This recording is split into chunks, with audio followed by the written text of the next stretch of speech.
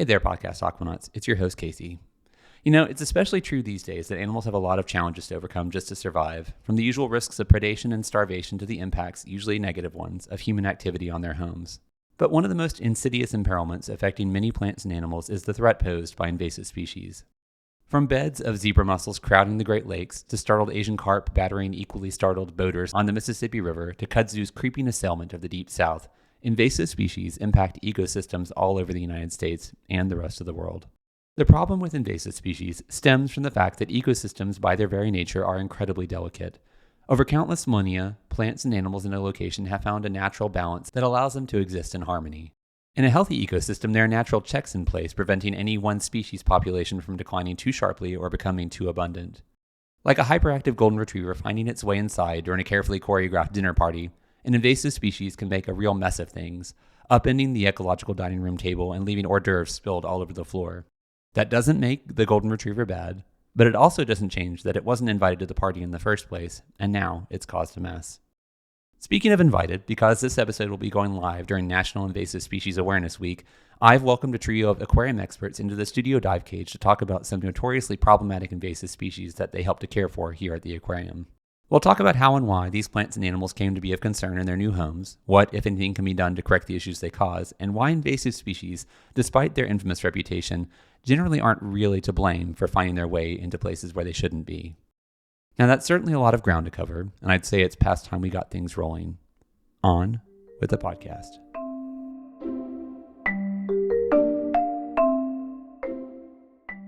Thank you for joining us for another episode of the Podcast Aquatic, the official podcast of the Tennessee Aquarium. Today is the middle of, hopefully, the middle of National Invasive Species Awareness Week, which is led by the North American Invasive Species Management Association. And in honor of that week, I thought it'd be a good idea for us to cover the topic of invasive species. And to do that, I brought in three of my aquarium coworkers who have dealt with and can hopefully speak to the problems associated with invasive species, beginning with Ben Stenger. Ben, you are a past guest of the Podcast Aquatic, and you have a new title now. So go ahead and tell everybody what your new title is. Hey everyone, my name is Ben Stenger. I'm lead aquarist for River Journey. So we have lead aquarist for River Journey and Ocean Journey. Those are the two buildings at the aquarium, and more on that in just a second. As we move around the table, across from me is Matt Hamilton. Matt, you are our curator of fishes, correct? That is correct. And you've been here for, how long have you been here at this point? Full-time, 27 years. 27 years. And so the aquarium will be 33 in May. So you've been here for almost all of those. Half my life. Wow. Over half my life. Wow. And then finally, at the far end of the table, because she is feeling sick and is wearing a mask, so if that explains any issues with the sound of her voice, is Cheryl Crossley. Cheryl, what is your title? I am the Ocean Journey lead aquarist. So we have both lead aquarists here today. You all should feel privileged. All right, so let's begin with definitions. I've said that this is a conversation all about invasive species. What exactly is an invasive species? An invasive species to me, and correct me if I'm wrong, is a non-native species to an area that is considered injurious either to native wildlife or to the people or economy in that area. Okay, so meaning it can have negative impacts on the wildlife. And when you say economic impacts, what kinds of economic impacts are we talking about?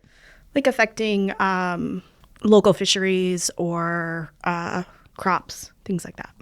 Okay. So you always hear about invasive species in kind of demonized tones. I mean, the name itself has a pretty negative connotation. So you mentioned crops and native wildlife. Give me some examples of how an invasive species has negatively impacted a native species, just so that people have kind of an understanding. There's some context to why we're even having this discussion. Sure. I think that the go-to one right now as far as native fish is concerned is the silver carp, Asian carp, whatever you want to call it. And this is a fish that has a high reproductive rate. And I guess what makes them so injurious is that they take out one of the very bottom rungs of the food pyramid. And so not only are they competing with, animals that eat the same thing, but that also has a domino effect of animals farther down the food chain. So They're kind of the big one that I think about right now. Okay, so that's a good example. And here at the aquarium, we should probably go ahead and talk about some of the invasive species that we have on exhibit, because we do have a few of them. And there are not any Asian carp on display. And Asian carp, as you said, is not, well, Asian carp isn't just one species. It's 4 different species. It's kind of an umbrella term that encompasses black carp and green and grass carp and silver carp and I think bighead carp. Yes.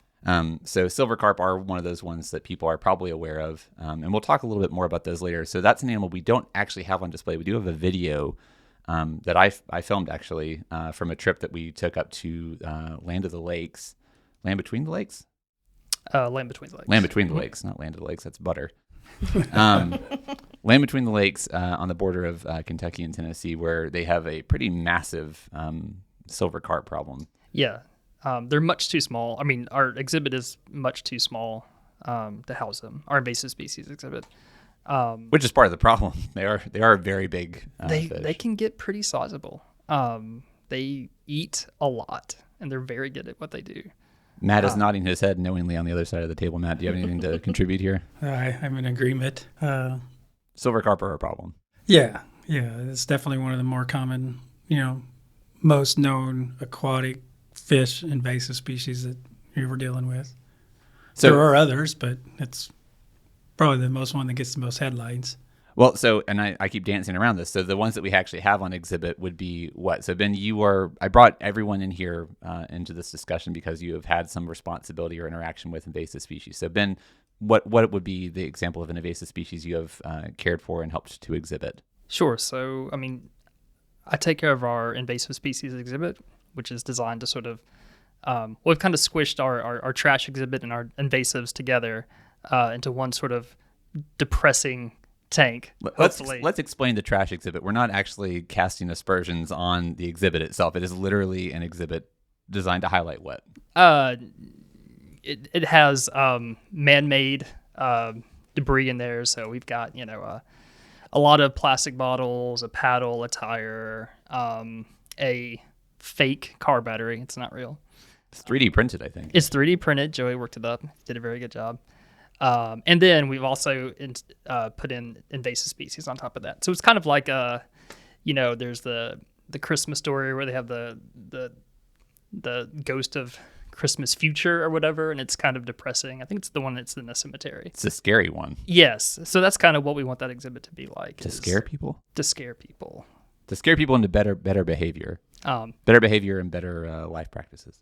And I will say I hear a lot of really good conversations that take place in front of that exhibit. It's a lot of parents talking to their kids.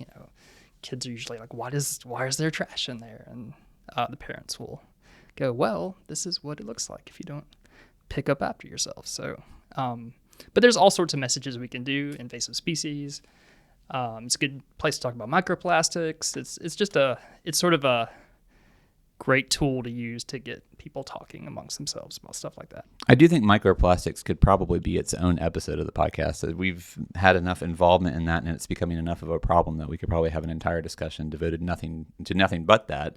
And then you mentioned invasive species. So what are some animals that are in there that would be considered invasive? And that's a very contextual sort of statement. Invasive is not, it's very circumstantial. An animal that's invasive in one place is native in another place. So what are some examples of the animals you have in there? Sure. So this is a good way to talk about that. There's two sides of the coin. There's one of the fish in there is the red breast sunfish, which is if you're just looking at native fish in general, it is technically a native fish in that it's natively found in the southeastern United States, but it's a fish that was introduced outside of its range, and there's been some negative effects because of that.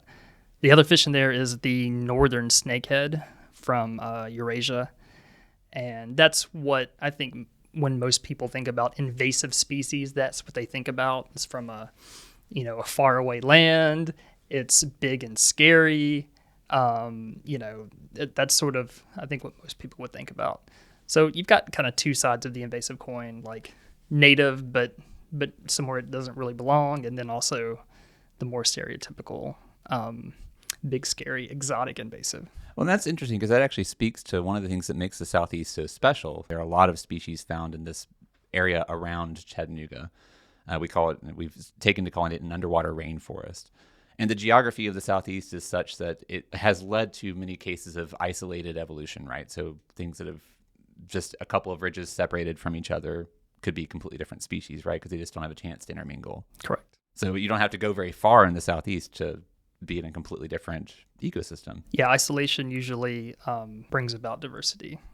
All right, well, Cheryl, so we've talked about some invasive species that are here in the Southeast, and you also care for an invasive species that is a little bit further south, right?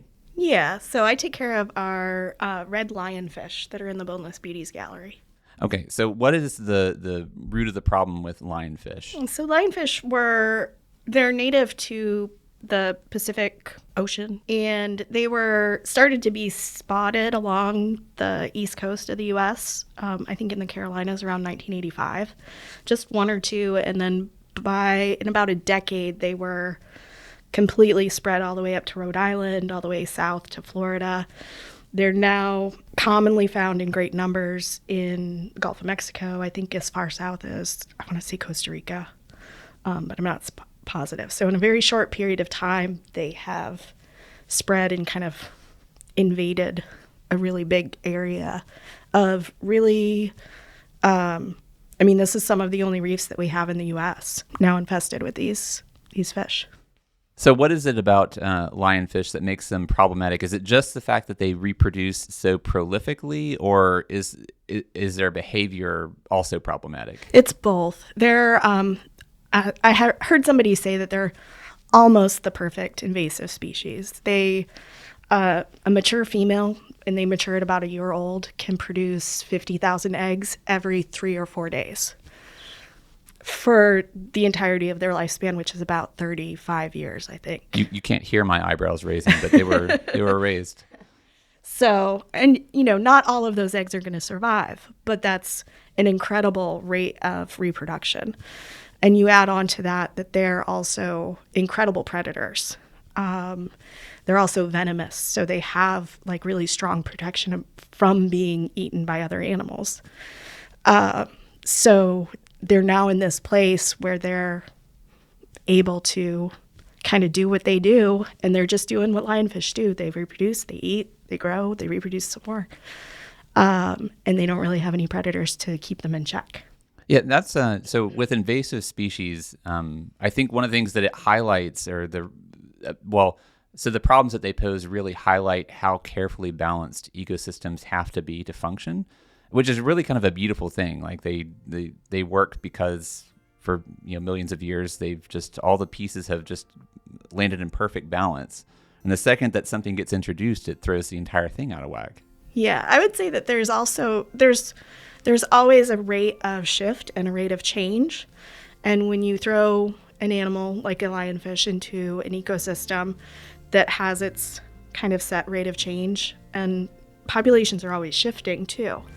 And now you add this new influence on it, and it creates a really rapid rate of change. And the other species around it can't adapt to that or can't keep up with that change. And so you end up with this kind of collapsing effect.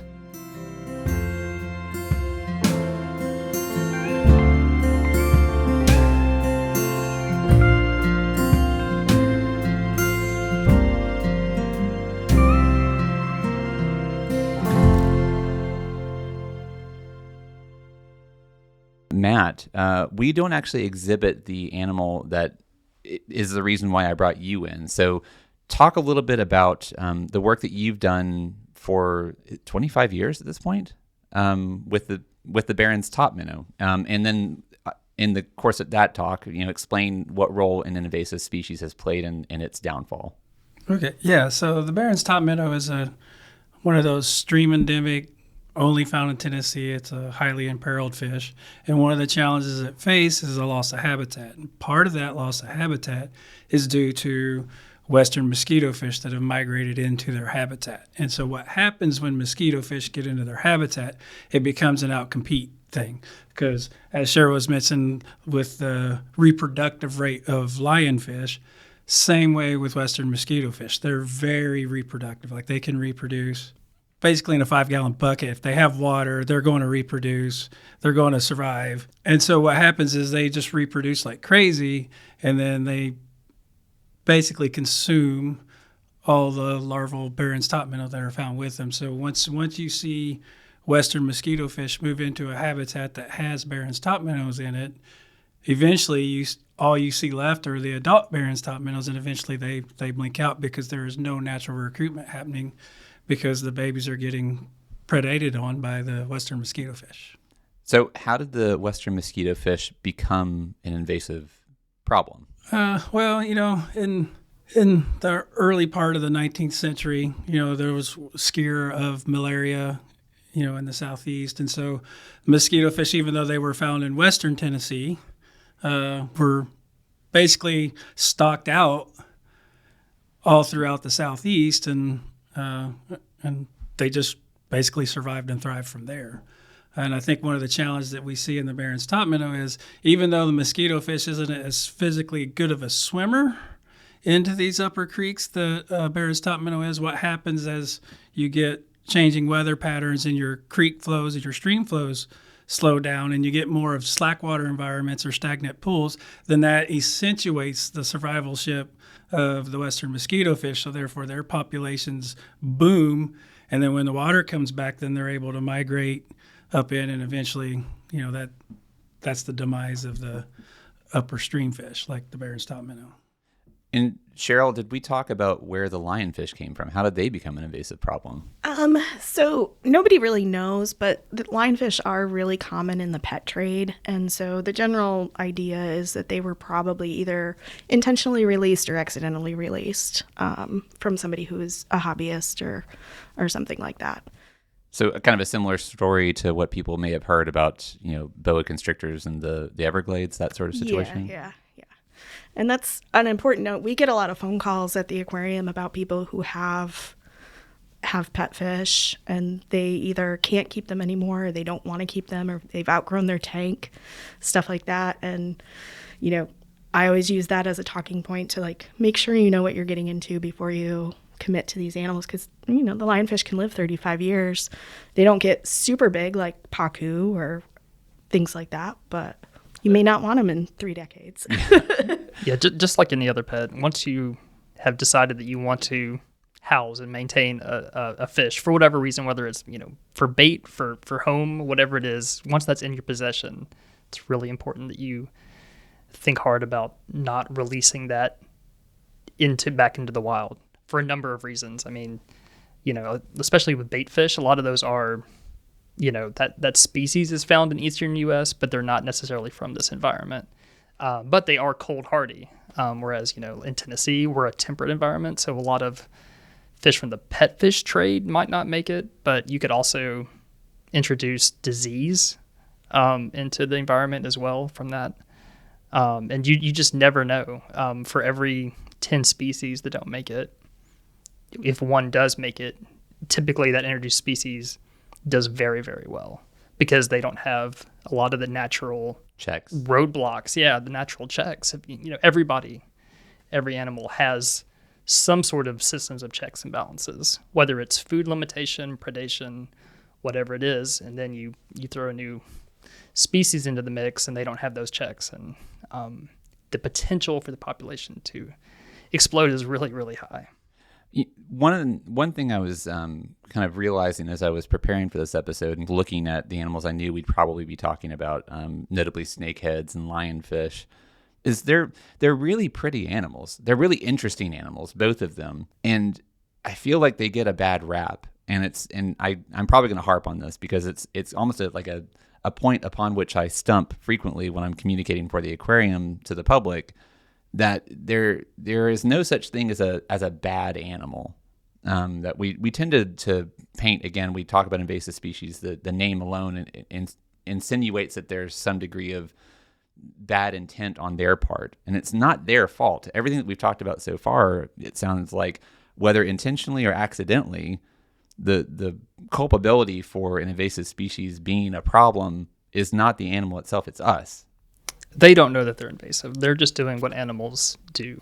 Which is unfortunate because they are really, really pretty. And if you do come to the aquarium, those are both animals that I would say definitely come and check them out. And just take from the signage the message that they are where they are not supposed to be, but then appreciate them just in terms of their natural history, because there's nothing wrong with thinking lionfish are beautiful or that they have really interesting adaptations that protect them, like those venomous spines you talked about. But understand that the problem is really just situational, and that situation is something that we are the responsible ones for. I'm sure the people that released them had good intentions. There's unintended consequences when you introduce things out of that aren't, meant to be in this finely tuned machine, They might have just been lazy, Ben. Let's be honest. Like the bait fish. I know a lot of people who get live bait fish and then just chuck the whole thing into the pond when they're done at the end of the day because they don't want to be bothered to get rid of them any other way. I don't want to give people too much credit, but with pets it's probably good intentioned. But yeah.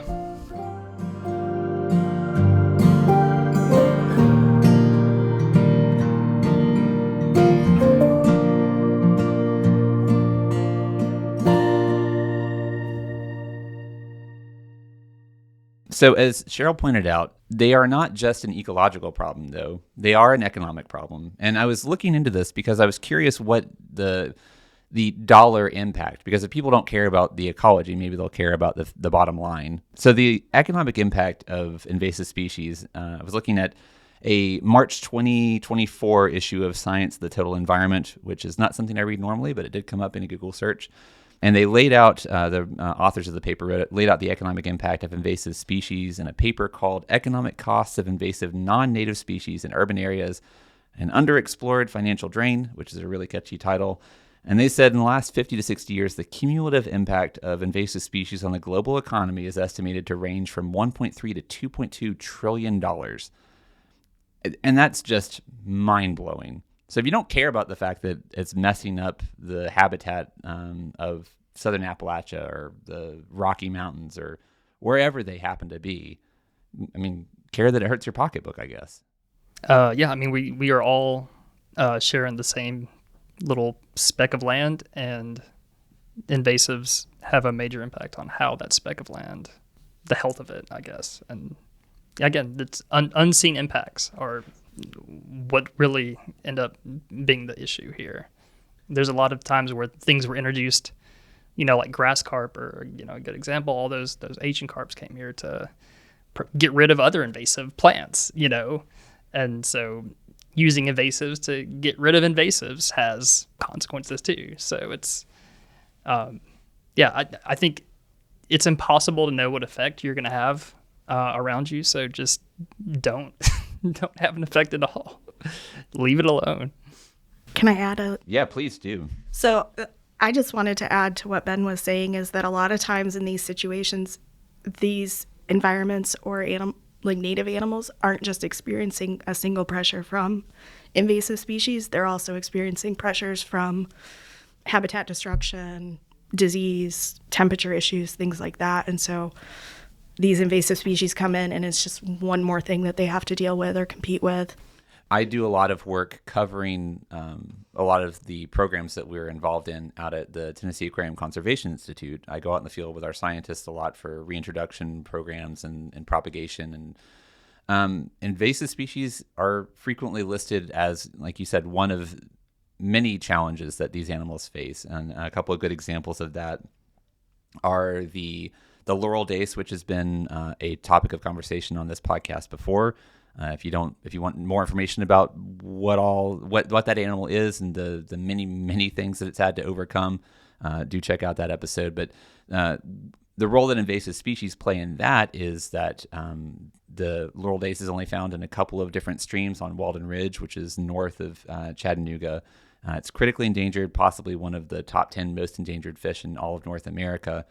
And some ponds that are near the streams that it's in, a lot of people in this part of the country, and probably other parts of the country as well, but I know growing up, a lot of people had, fishing ponds, and they stocked those ponds with animals that may even be, I mean, you would know, I guess, the animal that in this case is a problem is bluegill. Bluegill green sunfish, bluegill. Yeah. Sure. You're placing a large predator between potential population exchanges. Yeah, and so those are both species. Are those not both native to this part of the country?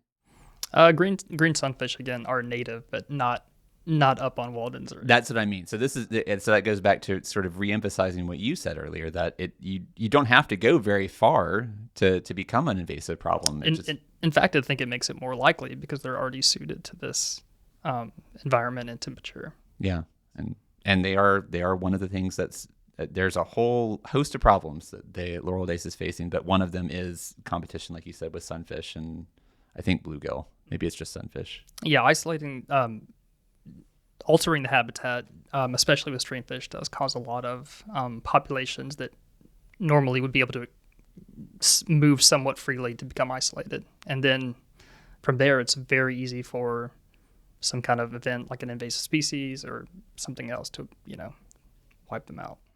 Well, and then another good example of that has impacted, it isn't, I guess, currently impacting necessarily, but is the reason why we're actually having to work to help this species. But the southern Appalachian brook trout, which is a species that we have been directly involved in working with for the last 12 years at the Conservation Institute, helping to spawn them and then raise the fry and then release those fry into targeted streams in southern Appalachia.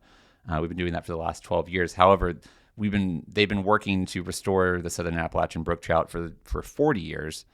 And the reasons for why the southern Appalachian brook trout went away are multitude. Some of them have to deal with deforestation of their streams that led to warmer waters. I think they're a species that tends to prefer cold water. And Matt and Ben, I think both of you have cared for the exhibits that have shown these animals before, right? That's correct, yes. So am I speaking out of turn? They prefer colder water? I know the water in the cove is cold. They're definitely considered a cold water fish, but I don't know that as far as in relation to prefer cold water as compared to the invasive species that they're dealing with. I think the habitat preference there as far as water temperature is kind of the same, and that's why those invasives are there. Sure. So, but my point being, so that restricted their range further. So management of forests, before we started being a little bit more wise about the way we managed forests, they led to a lot of cover loss, and so the streams warmed up. And then there were introduced species. So I remember growing up that I always felt bad when we would go fishing and we'd pull a rainbow trout out of a lake or a river near Knoxville, where I grew up. And I always thought they were such beautiful fish, and I felt bad for pulling them out and often eating them. It wasn't until I came to work here that I learned that they are not a native species. Nope, they don't belong in Tennessee waters, but they are stocked pretty heavily. I mean, it is a huge sport fish industry for rainbow trout and brown trout in Tennessee. So how did they end up here then? Introductions. So people. Yeah, people. Human effects. So in their case, it was an intentional, right? It was something that they were added for. You mentioned sport fishing. They were a more attractive fish to catch, I guess, than brook trout, or brookies, as they're sometimes called. So I guess, prior to introduction, brook trout were the only native species of salmonid in Tennessee. But people out west, where salmonids are much more prevalent. Fly fishing is huge and a very popular sporting activity. So they were introduced, for sport. And it's an interesting trade-off because, there's no doubt about it that fishing brings in a lot of money for conservation. And so it's an interesting trade-off, I suppose. But it's, the brown trout and rainbow trout are big enough that they can predate on brookies. There's been like a lot of studies of, rainbows and brookies growing up in the same habitat. The brookies will get outcompeted. They're not as predaceous, not as ravenous as the other species. Are they smaller too? Brookies typically the wild brookies are much, much smaller. Yeah. I think a reproductive brookie can be like 4 or 5 inches. It's crazy Wow. small. Yeah. Because you see some really big rainbows. You see some big rainbows, and you can see big brook trout, but a lot of those can be the northern strain. So there's the natural range of brook trout starts in the southern Appalachians, but moves all the way up into the northeast, and those brookies are, I guess, far enough away that they're genetically distinct, although they're the same species. Yeah. But they are also different. They grow bigger because they're used to those big cold lakes and rivers up north. So even introducing those northern brook trout down here is potentially detrimental. It's because then you're wiping out the genetics that make the southern Appalachian strain distinct. Correct. Okay. Again, the best way to prevent a lot of these from happening, it sounds like, is just to stop tampering, stop messing with nature's machine. Yeah, unfortunately, the reality is that a lot of these are here to stay. I mean, brook trout, rainbow trout and brown trout aren't going anywhere. So it's really more about, okay, how can we have these species live together? Yeah, side by side. Side by side. And that's the reality of it, and that's the challenge that we're facing. Yeah, the places where they typically do releases are where we do releases. So the program that we're involved in, we work alongside the U.S. Forest Service, U.S. Fish and Wildlife, the Tennessee Wildlife Resources Agency, and with a lot of support, both in manpower and finances from the Appalachian chapter of Trout Unlimited. A lot of that work is done looking for candidate streams, and candidate streams are really ones that have a natural barrier that prevents the movement upstream of some of those of the brown trout and rainbow trout. We keep mentioning brown trout. So brown trout came from European. They were introduced by European migrants. That's immigrants. correct. So again, I don't think growing up I ever would have known, and I guess it's just because, like you said, they exist alongside brookies, which are native, and so I guess in my mind they thrived here, which made them native in my brain, my little child idiot brain. Once you learn what species are actually either invasive or introduced outside their native range, you realize that they're everywhere. I mean, I'm looking at European sparrows out the window right now. Like, we are surrounded by invasives.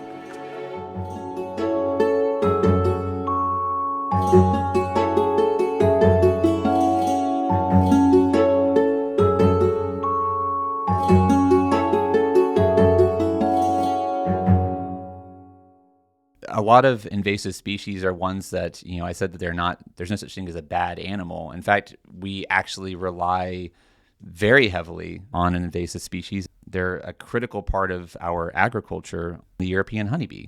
And those have been part of this country's agricultural traditions at this point for 400 years almost. So the 17th century is when they were brought in.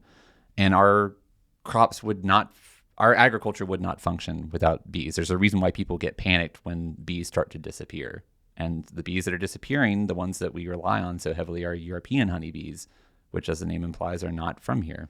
So that's a real problem. In fact, I looked this up. The European honeybee is responsible for $15 billion worth of, or they add $15 billion worth of value to Americans' agricultural output. So the crops that they pollinate are worth about $15 billion, which is that's no small amount of money.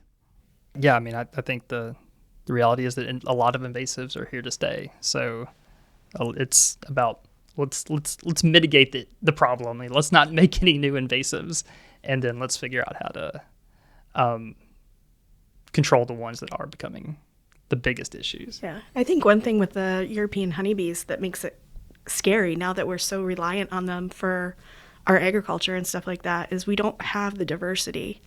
So if something affects that population of European honeybees, and wipes them out or, whatever, there could be another bee strand that we used to have that could be resistant to that. And the European honeybee has outcompeted it, and now it's no longer an option for pollination.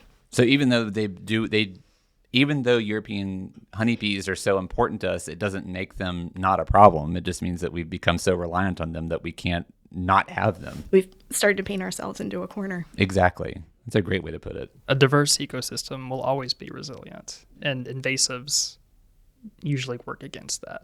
They want to create a very cosmopolitan, like a couple species of plants, a couple invasives that, eat that. That just, it's going to be very cosmopolitan across the country if these invasives will have their way. And I keep mentioning time frames, and you mentioned, Cheryl, that the lionfish have been around, were first started, I guess, back in 85. And there are a couple of other examples of invasive species that have a history in this country going back sometimes almost 100 years. One of the big ones being kudzu, which has been a problem in the South, especially for the last 90 years. Back in the 1930s, they were promoted as something that should be planted as ground cover, like cheap ground cover. In fact, they even paid farmers by the acre to plant it. And anybody who's visited or lives here has witnessed what happens with kudzu when it's just allowed to just rampantly grow and sometimes look like it's consuming entire hillsides. You mentioned, I guess, the Asian carp that were brought in back in 90. They became a problem in 93. So they entered the Mississippi River in 93.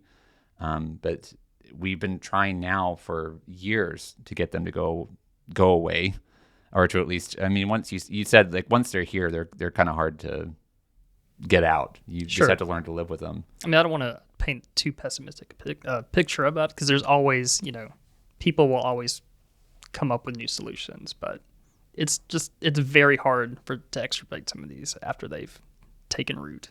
If you've ever had to deal with kudzu, Yeah, you can. We will probably find ways to deal with these, but to bring an animal back, in the instance of like the brook trout, so to reestablish an animal that we intentionally got rid of to make room for fish that we were more interested in catching, that's been something that's been going on at this point for 40 years, basically. We've been trying to bring them back for 40 years and put them back where they should have been to begin with. And there's a phrase that our scientists out at the Conservation Institute like to use, and I'm not sure if...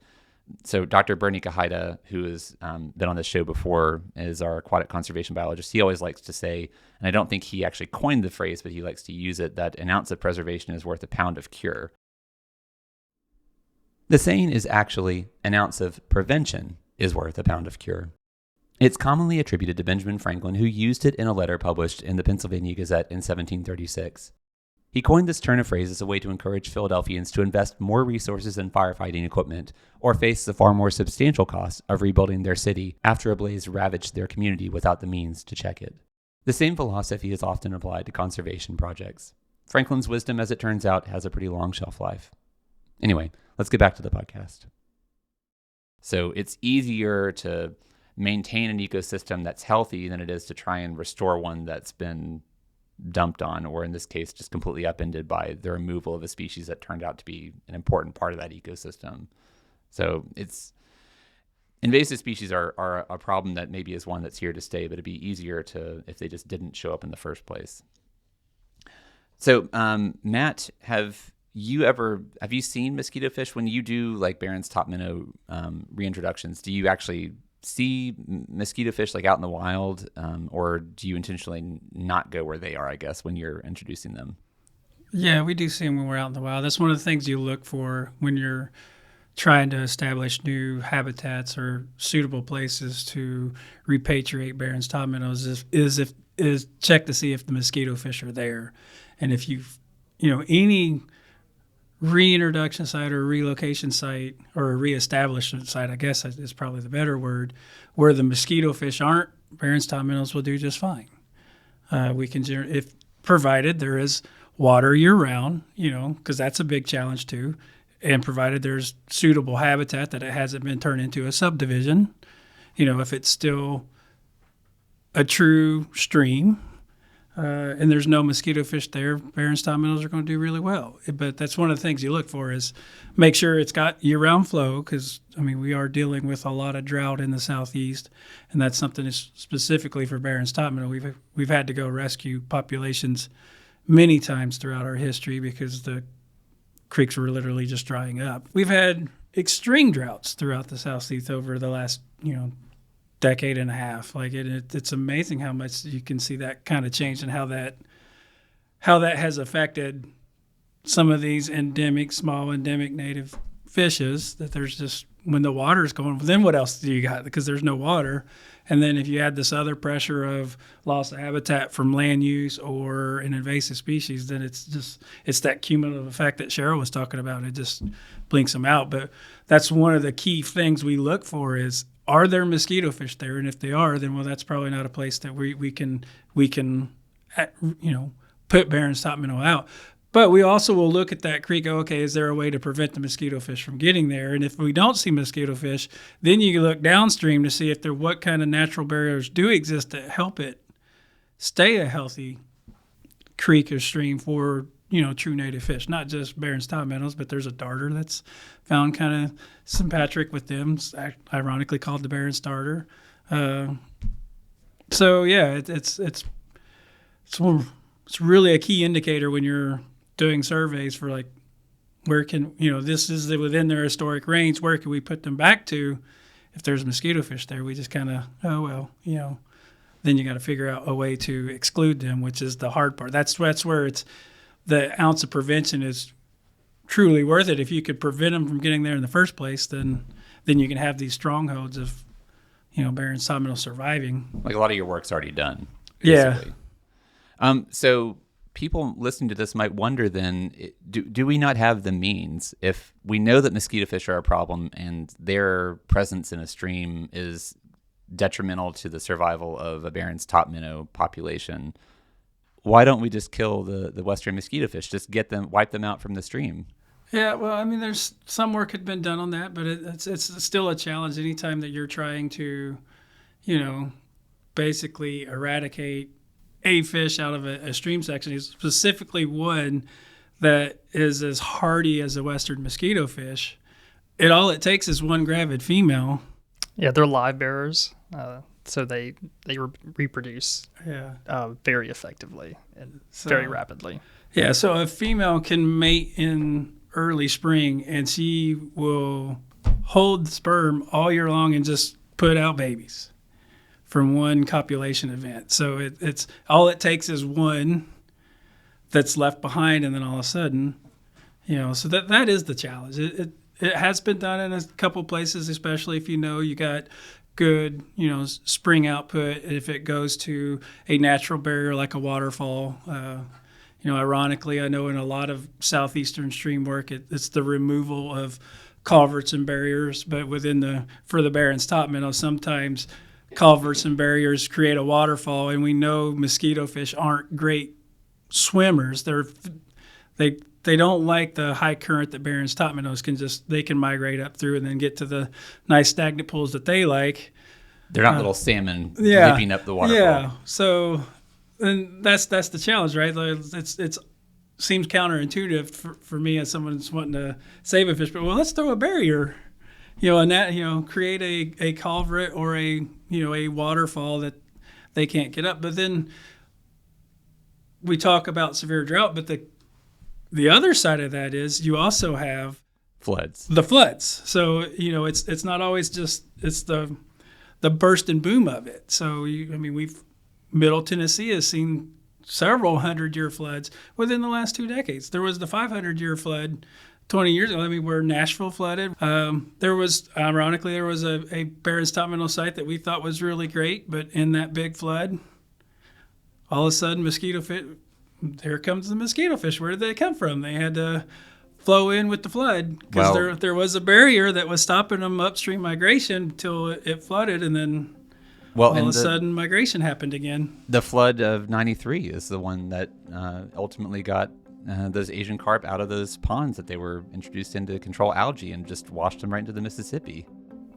I know people that have farm ponds that they've never stocked with fish, and then one day green sunfish start popping up, and then like, how? It's like, you had a heavy rain event, and those sunfish just started running upstream, and enough got in that now you have green sunfish. So yeah, they find a way. Life finds a way. Life finds a way.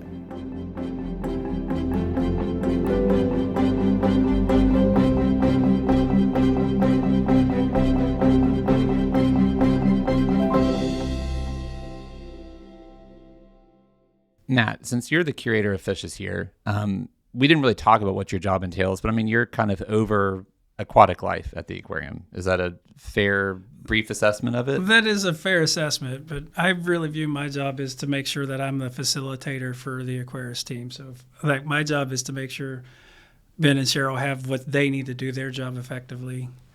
So yes, my title is curator of fishes, and I definitely have large input in the animals that we're going to acquire for our collection of what we keep within the aquarium proper. But most of my job is just to make sure that my team has the things that they need to do for us to do the high job, keep the high standards that we maintain in our facility. Well, when you look at the collection that we have and the experience that visitors have, philosophically, why do you think it's important that we have invasive species on display? What benefit is there in terms of our messaging and our educational mission to exhibiting invasive species in the context of them being invasive? Because I guess technically any animal that like the sharks that we have in Secret Reef would be invasive if they made their way to the river and survived, which wouldn't happen. So in terms of presenting them as invasive species in that context, why is that important? Well, like you mentioned, the educational value of it. Like the more we can teach people not to do bait bucket introductions, if you have collected fish, if you're out fishing and you did catch a fish, don't take those to another state and then release them back where you caught them. If you're not going to keep them, or certainly don't release pets. Like don't release the fish that you buy in a pet store out into our natural waterways. They don't belong there. I know they're trying to save it, and it's the whole, you don't want to destroy a life, but you could destroy many lives if you release a fish where it doesn't belong. So I think that education part of that, just helping people identify, this can cause problems for things that I'm actually care about, wildlife that we care about, by moving these things around where they don't belong. So I feel like the education part of that is good. And like you say, like you were alluding earlier, there's no bad fish. And lionfish and snakeheads, they're very beautiful fish. So we still want people to have an appreciation for the animals themselves, but we want them to have an appreciation for that where they belong, Yeah. So you mentioned like ways of dealing with invasive species and ways to prevent them from becoming more of a problem. One of the interesting approaches that we've taken with some invasive species is to eat them, which is kind of a strange thing for us to talk about as an aquarium. But Cheryl, you're nodding because lionfish are kind of they're a delicacy. I've heard they're delicious. I haven't actually tried it yet, but I've heard they're delicious. They were one of the species that I think we used in our Serve and Protect fundraiser, which takes place every year in September. I know that lionfish have been one of the species that the visiting chef prepares a dish based around that animal, around lionfish. Another one was silver carp. And I can't remember, they were trying to call them silver sides. I think they were trying to rebrand them, kind of in the way that the Chilean toothfish became, or the Peruvian toothfish became the Chilean sea bass. Oh, really? I think that's right. I'll correct myself if I'm wrong, but I'm pretty sure that's right. Second time I've had to correct myself in a single episode. I was close here, but this isn't horseshoes or hand grenades, so it doesn't count. Let's set the record straight yet again. This is a story that's absolutely legendary among people in communications. Even if that's not you, it's hard not to be in awe of the genius marketing spin that saw the unflatteringly named Patagonian toothfish rebranded as the much more edible-sounding Chilean sea bass. The story of how and why this happened is really interesting, but too long to get into, even for a podcast host as notoriously verbose as I am. Anyway, TLDR, Lee Lance, an American seafood merchant, found great success in the 1970s drumming up sales and per-pound prices for the delicious but ugly toothfish by offering it up to distributors using a different, completely fabricated name. No one wanted to order a fillet of toothfish, but it turned out that plenty of people liked the sound of grilled Chilean sea bass. Suffice it to say, Lance probably never had to buy a drink at a marketing conference again in his life. All right, with that second and hopefully final correction out of the way, let's get back to the podcast. Carp has I think, a bad reputation As a trash fish. Is a trash fish. So they are difficult to clean and they don't taste good, which I have eaten it. We actually did some handed out samples on our plaza. Our visiting chef prepared some, and then people came up and ate them. And the response from the public was pretty good. And I tried it, and I thought it was delicious. They didn't have a fishy taste, a very good texture. I mean, if I didn't know that they were carp, I would have had no idea. So, I mean, if you have the opportunity, eat some lionfish, try some carp, and you might be ultimately doing a favor to some native fish in the process. I think, guys, that we have probably this is such a big topic. This could have gone on for hours, probably. Yeah, we didn't even talk about jellyfish. You know what, Cheryl? We didn't. You know why we didn't? Because it's not on my list of show notes. Right. Another story, another day. But no, let's talk about them. So you, in one of your main responsibilities at the aquarium, still is or used to be jellyfish care. It used to be. Yeah. I've kind of moved on to other things, but I'm still considered one of the jellyfish people. Yes. I think you can take the girl out of jellies, but you can't take the jellies out of the girl. So talk about what jellyfish species are a problem and why are they a problem? I don't think that there's one singular species that's notably a problem. There's a story about comb jellies in the Black Sea I could relate, but the main issue is that they're just highly transportable. And so we have a lot of international boat traffic, like big barges and things like that are carrying products across the oceans around the world. And on the hulls of those boats and in the bilge water, jellyfish can be hitchhikers in that water that's pumped in and out, or the polyps can grow on the hulls and stuff like that. And they're easily transported from one environment to another. So that's something that we just have to be aware of. And I don't know that we're effectively able to study it at this point. So we know it's happening. We know things are kind of popping up in places that they shouldn't be, but tracking it, because they're such small animals at that point in their life stage, is really difficult. If there's nothing else that's come out of this conversation, it's that I have a renewed appreciation for just exactly how complex ecology is and how delicately balanced ecosystems are. So hopefully if you leave this conversation or this episode with any kind of a takeaway, I hope it's that you realize that nature is a very complex machine that we should probably not tamper with. And that invasive species are not in and of themselves a bad thing. They can be appreciated as Matt alluded to in the proper context. They're just all animals are beautiful. Out of their proper context, any animal could be a problem. With that being said, let's go ahead and wrap up today's discussion of invasive species for National Invasive Species Awareness Week, which is every year, the last week of February in this case, when this episode airs in 2025. That's February 24th through the 28th. So thank you again to Ben Stenger, to Matt Hamilton, and to Cheryl Crossley for taking the time to come in on their busy lead aquarist and curator of fish schedules to talk about invasive species. I really appreciate your time. Thank you. Thank you. Thank you. All right, and if you have any ideas for a future episode of the podcast Aquatic, or a question for somebody like Ben, Matt, or Cheryl, please send it to podcast@tnaqua.org. And while you're online, please leave us a review, or if you don't have time for writing a review, please leave us a rating. All of those things are good and helpful when it comes to the algorithm. And in the meantime, until next time, remember that every drop matters.